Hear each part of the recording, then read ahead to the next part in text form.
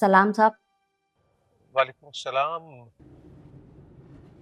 तुम बीवी कैसी हैं आप, और हमारी बेटी सैफी कैसी? नहीं साहब, बीबी बिल्कुल ठीक नहीं है। रोज एक नया जख्म लगा लेती हैं अपने आप को। न जाने क्या सुकून मिलता है उन्हें अपने आप को तकलीफ देके। एक बात कहूँ साहब, आप उन्हें अपने पास बुला लें। आपकी निगाहों के सामने रहेंगी ना, तो मुझे भी सुकून मिलता रहेगा।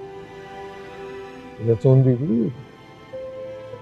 सैफी अब आपकी जिम्मेदारी है, तो आपने हमारी बेटी का और अपनी बीवी का खास ख्याल रखना है। और अगर कोई जख्म लग जाए तो मरहम, मेरा मतलब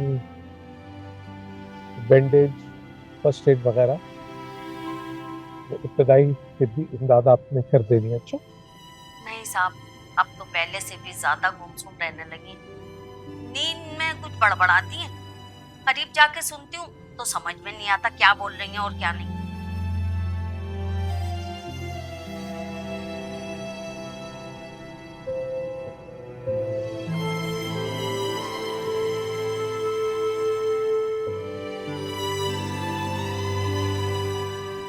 देख कर चलाइए गाड़ी।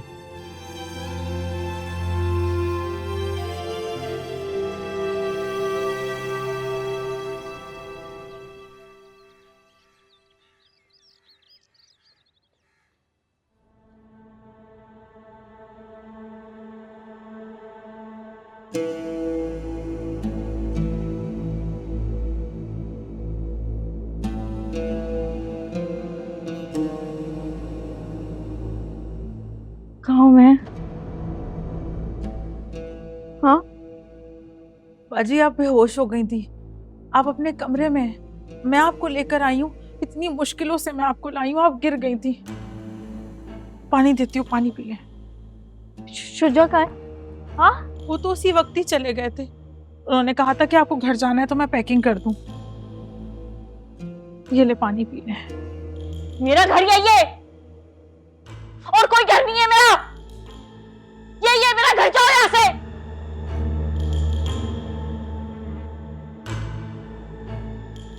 मेरा यही घर है, यही रहूंगी मैं।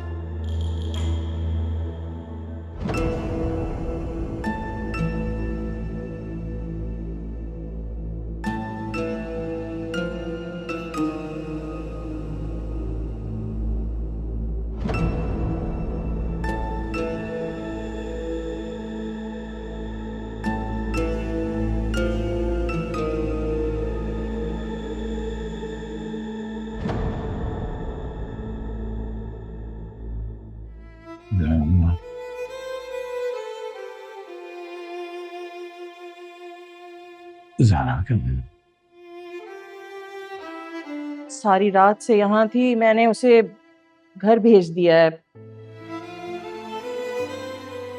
आपको कोई काम था उससे कि उठते ही आपने ज़ारा का नाम लिया है? मैं भी तो यहाँ मौजूद हूँ, आपको मेरा एहसास नहीं है क्या?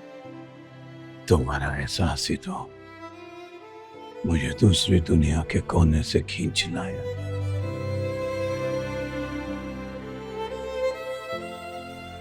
मेरे बाद तुम तन्हा नहीं रहोगे।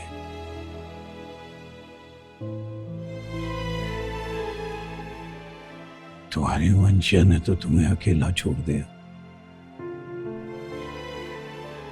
लेकिन मेरी ज़ारा तुम्हें अकेला नहीं छोड़ेगी। यही कहा था ना तुमने, मेरी ज़ारा। देखना,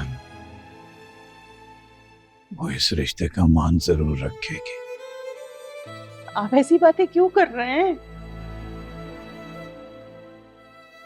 कुछ नहीं होगा आपको, सब ठीक हो जाएगा। मत कहीं ऐसे।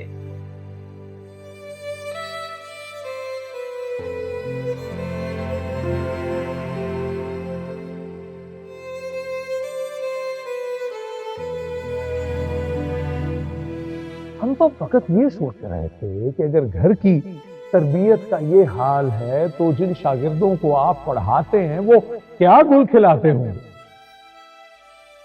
लेकिन एक खरा सच आपको बताया जाए, ये जो बेजोड़ शादियां हैं ज्यादा चला नहीं करते, मसमत को देखना चाहिए। अब रिश्ता तो बन नहीं सकेगा, लेकिन जरूरत तो किसी को भी पेश आ सकती है।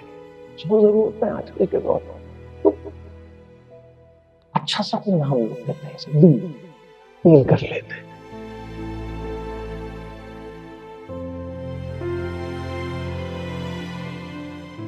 क्या ये क्या कह रही हैं? दादा जान आपके अब्बू के घर गए थे?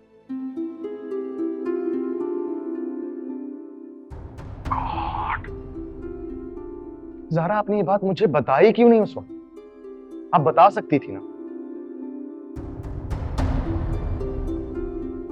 ज़ारा, मैं आपसे बात करूं, आपने मुझे अपने करीब समझा ही नहीं। दिल से ना सही, मगर हम एक दूसरे के पड़ोसी तो हैं ना। हम किस किस्म के नेबर्स हैं? ये आपके दादा जान हमें अच्छी तरह समझा कर चले गए हैं।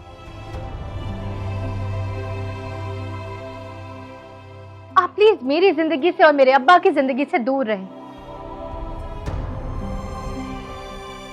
ना मुझे आपसे कोई बात करनी है और ना ही किसी किस्म की कोई उम्मीद रखनी है आपसे। मुझे मेरे अब्बा के एहतराम से ज्यादा कुछ जरूरी नहीं। मेरे लिए कोई भी चीज, मेरी अपनी खुशी भी इतनी अहमियत नहीं रखती। और जब मुझे पता चल जाए कि कोई इंसान मेरे अब्बा को नुकसान पहुंचा सकता है, तो मुझसे कोई ताल्लुक ही नहीं रखना चाहती।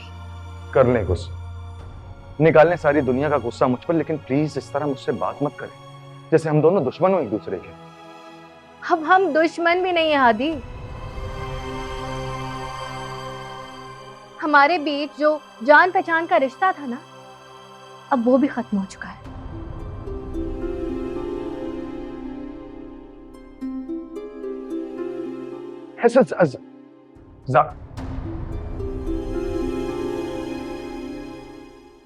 आधा जान भी ना।